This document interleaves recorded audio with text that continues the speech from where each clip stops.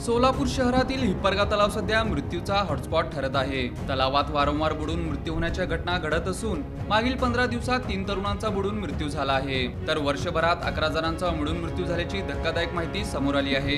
हिप्परगा तलाव परिसरात सुरक्षेसाठी कुठल्याही प्रकारची ठोस व्यवस्था नाही, ना सुरक्षा रक्षक, ना इशारा फलक, ना सुरक्षतेसाठी कुंपण अशा उपाययोजना नसल्यामुळे जीव धोक्यात आले आहे। हिप्परगा तलावाचे नैसर्गिक सौंदर्य आणि शांत वातावरण यामुळे हा परिसर युवकांमध्ये आकर्षणाचे केंद्र बनत आहे।